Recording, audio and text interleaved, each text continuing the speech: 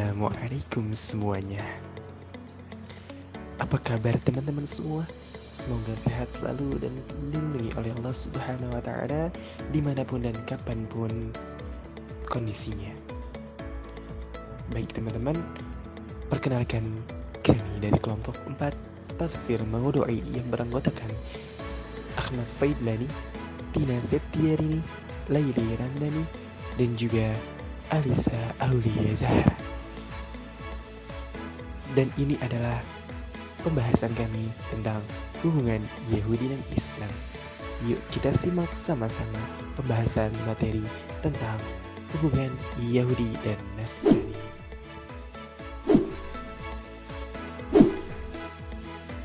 Sejarah singkat bangsa Yahudi. Yahudi adalah salah satu agama Samawi. Agama ini ada sekitar 2000 tahun sebelum agama Islam turun. Kitab sucinya adalah Taurat yang diturunkan kepada Nabi Musa alaihi salam. Ada beberapa pendapat mengenai asal kata Yahudi.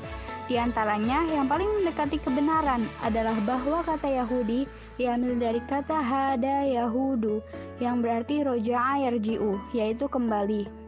Makna ini dikuatkan dengan Al-Quran surat Al-A'raf ayat 156. Inna hudna ilaik. Artinya, sesungguhnya kami kembali bertaubat kepada engkau. Ayat ini menjelaskan bahwa kedatangan Nabi Musa kepada kaumnya untuk mengembalikan mereka ke jalan yang benar. Berbicara tentang Yahudi, ada 3 gelar yang sering disematkan pada mereka, yaitu Ibrani, Israel, dan Yahudi. Banyak versi mengenai asal-usul penamaan mereka dengan Ibrani. Ada yang mengatakan istilah Ibrani berasal dari kata abaroh, yang berarti menyeberang dari satu tempat ke tempat yang lain. Ada juga yang mengatakan berasal dari Abir, salah satu seorang kakek Ibrahim, dan dialah yang telah membawa mereka ke negeri Palestina. Namun, menurut Fajrullah Abd al-Bari, bahwa alasan yang kuat adalah karena adanya mereka sebagai kaum yang senantiasa berpindah-pindah dari satu tempat ke tempat yang lain. Sedangkan gelar Israel, seperti yang sering disebut dalam Al-Quran, merujuk pada Yakub alaihissalam, yang juga bernama Israel. Karena itu, mereka dikenal dengan nama Bani Israel, anak keturunan Israel atau Yakub. Adapun istilah Yahudi sendiri, di samping kata tersebut dapat dikaitkan dengan perkataan Nabi Musa alaihissalam yang pernah diucapkannya, Inna hudna ilaik. Kata Yahudi juga merupakan istilah yang dikaitkan dengan nama salah seorang putra Nabi Yakub alaihissalam yang berjumlah 12, yaitu putra keempat yang bernama Yahuda. Di antara istilah atau nama-nama tersebut yang paling populer adalah Yahudi atau Judaisme dalam literatur barat. Tetapi orang Yahudi sendiri lebih senang menamakan diri mereka dengan Israel, walaupun istilah yang paling lama adalah Ibrani. Pada mulanya, pemeluk agama Yahudi atau Judaisme ini banyak menetap di Palestina dan sekitarnya. Palestina adalah sebuah negeri di kawasan Timur Tengah yang mengandung arti negeri orang-orang Filistin. Dalam kitab Injil, Palestina yang disebut juga tanah Israel, tanah Tuhan, tanah suci, dan tanah bangsa Ibrahim. Negeri ini juga mempunyai sejarah yang sangat panjang bagi agama Yahudi, Kristen, dan Islam. Di dalamnya terdapat kota Yerusalem dengan sebutan Ursalam, Yepus, kota Daud, Yudes, Atlia, Kapetalina, dan di masa Kapetalina ini timbul sebutan Palestina untuk kawasan kota ini dan berbagai kota di sekitarnya. Palestina disebut juga negeri Kanaan. Sejak lebih dari 4.000 tahun, orang-orang Kanaan telah hidup di Palestina. Mereka telah membangun kota-kota dan istana. Tempat-tempat peribadatan yang dihiasi dengan berhala-berhala didirikan untuk menyembah alam, terutama Tuhan Badai yang menciptakan manusia. Rumah-rumah mereka dibangun dengan bentuk yang indah dan unik. Negeri ini kemudian menjadi tempat turunnya sebagian Nabi Allah yang menyerukan umat manusia untuk mengesahkannya. Di antara mereka adalah Ibrahim alaihissalam. Beliau pernah berada di kota Mekah dan meninggalkan putranya Ismail yang kelak menjadi bapak bagi sejumlah besar suku bangsa Arab. Sementara itu, Ibrahim juga mempunyai putra bernama Ishak yang tinggal di tanah Palestina. Ishak mempunyai putra bernama Yakub yang juga disebut dengan Israel. Yakub diberkati banyak anak, diantaranya Lawe, yang berketurunan Musa, Harun, Ilyas, dan Ilyasa, Yehuza yang berketurunan Daud, Sulaiman, Zakaria, Yahya, dan Isa, Yusuf dan Benyamin yang berketurunan Yunus. Ketika negeri Kanaan dilanda kelaparan, Israel membawa anak-anaknya ke Mesir, yang pada waktu itu Yusuf telah menjadi penguasa Mesir. Dengan demikian terbentuklah Bani Israel di Mesir, di mana pada masa Firaun mereka tertindas. Maka atas perintah Allah Subhanahu wa Ta'ala, Musa alaihi salam membawa mereka untuk memasuki tanah suci Palestina. Di negeri inilah Musa alaihi salam menerima ajaran-ajaran Allah Subhanahu wa Ta'ala untuk dijadikan pedoman bagi umatnya. Ajaran-ajaran tersebut termuat dalam kitab Taurat, kemudian menjadi pegangan Bani Israel. Selanjutnya yakni hubungan Yahudi dan Islam. Nah, yang pertama kita akan bahas dulu latar belakang yang sama nih. Hubungan Yahudi dan Islam menurut catatan sejarah adalah terjadi karena kedua agama ini mempunyai latar belakang yang sama juga menurut keyakinan pada Tuhan Yang Maha Esa. Melalui garis panjang kenabian, umat Yahudi dan umat Islam sama-sama percaya kepada Nabi Ibrahim AS atau Abraham dan sebutan mereka yang merupakan jalur asal-usul Yahudi, Nasrani, dan Islam. Orang Yahudi dan Nasrani dari Ibrahim dan Sarah melalui Ishak. Orang Islam pun demikian halnya dari Ibrahim dan Hajar melalui Ismail. Untuk lebih jelasnya, berikut ini digambarkan secara singkat silsilahnya.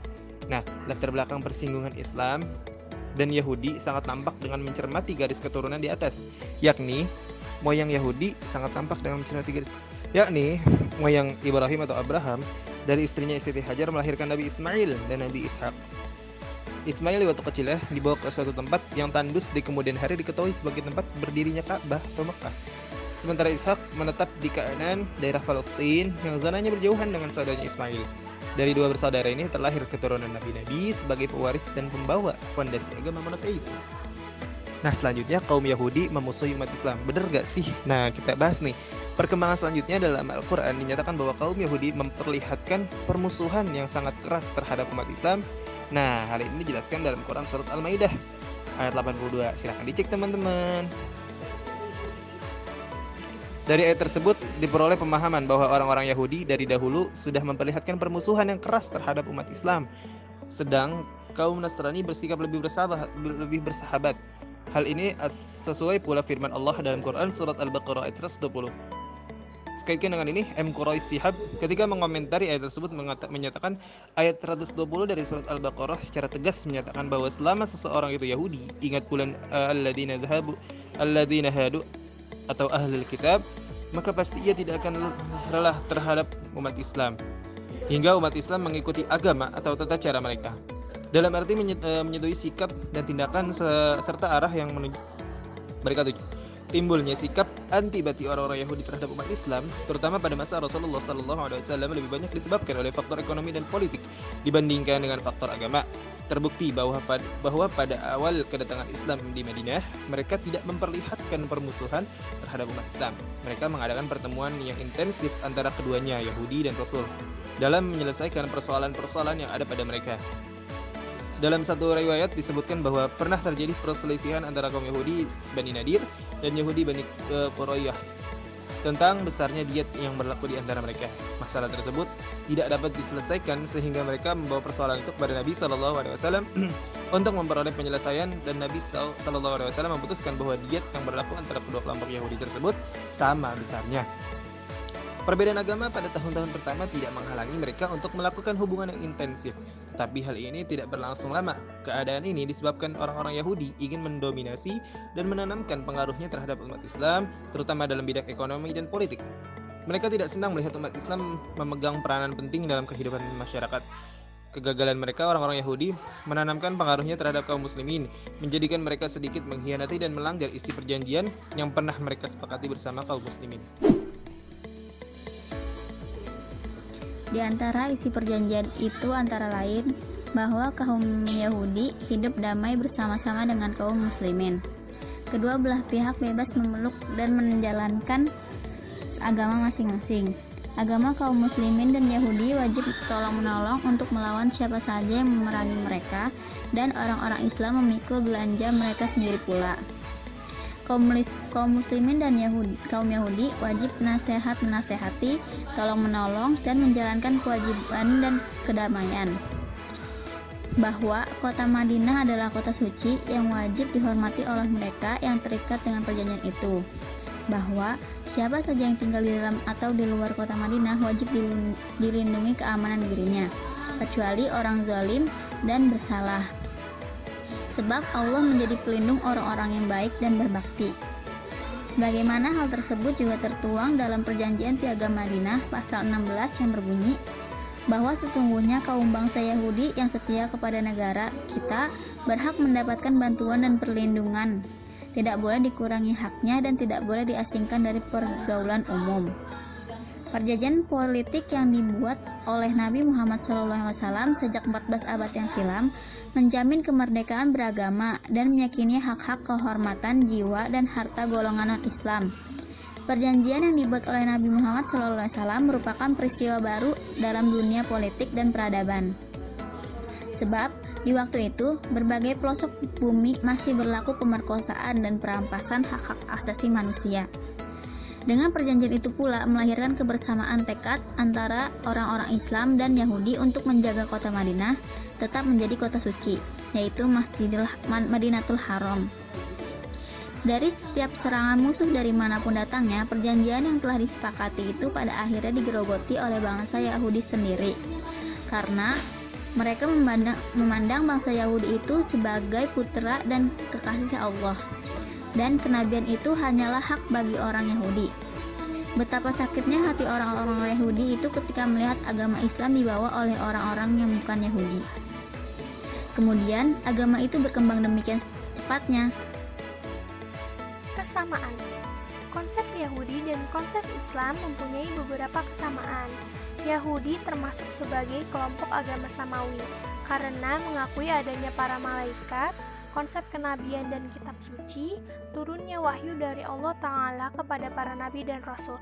Bahkan mereka juga mengakui adanya konsep tentang alam akhirat, mulai dari akan terjadinya hari kiamat dan kehancuran alam semesta, lalu adanya hari kebangkitan manusia, sama akan diadakannya hisab dan akhirnya surga dan neraka.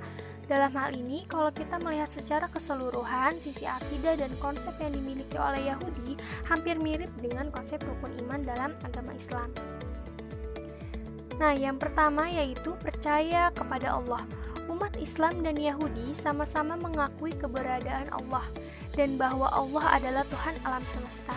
Dia adalah sang pencipta dan yang mengatur seluruh kehidupan di dunia ini. Dialah yang memberikan kehidupan di alam dunia ini dan kepadanya pula semua akan dikembalikan. Sampai di sini sebenarnya nyaris belum ada perbedaan ya. Berarti konsep antara akidah Islam dan Yahudi ada kesamaannya. Yang kedua yaitu percaya kepada malaikat. Kita mengakui keberadaan para malaikat, mereka juga mengakui adanya para malaikat. Dan yang menarik, dari beberapa nama malaikat yang kita kenal dalam akidah kita, ternyata sebagian nama itu justru khas Yahudi. Seperti Jibril, Mikail, Israfil, Israel tidak lain adalah nama khas Yahudi. Dalam bahasa Inggris, nama seperti Gabriel, Michelle, dan seterusnya bukan nama yang asing. Selanjutnya nomor 3 yaitu percaya kepada Nabi. Kita mengakui adanya para nabi dan rasul yang diutus Allah kepada manusia dengan membawa syariat samawi. Yahudi juga sama. Mereka juga mengakui keberadaan para nabi dan rasul ini, dan hampir mirip dengan kasus malaikat. Nama para nabi dan rasul yang kita kenal banyak sekali nama-nama khas Yahudi. Kita menyebut Nabi Ibrahim, dan mereka menyebut Abraham. Hampir sama ya. Kita mengakui kenabian Musa, dan mereka menyebut Moses. Kita menyebut Nabi Yakub, Yusuf, Zakaria, Yahya, Isa, dan mereka menyebut Yakob, Yosef, Zakari, dan Yesus. Jadi, nabi dan rasul yang kita hafalkan namanya itu sebagian besar justru berdarah Yahudi dengan nama khas Yahudi. Yang keempat yaitu percaya kepada kitab suci. Dalam konsep akidah Yahudi memang dikenal adanya kitab-kitab suci yang turun dari Allah kepada umat manusia lewat perantara malaikat dan diturunkan kepada para nabi dan rasul. Mereka percaya dengan kitab suci Taurat, bahkan mereka bangga dengan kitab suci mereka.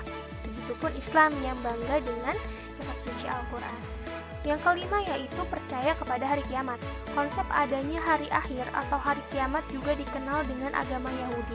Sebagaimana kita umat Islam meyakininya sebagai bagian dari rukun iman yang 6, Armageddon misalnya, kita mengenal dengan Al-Mahamah atau kiamat kubro.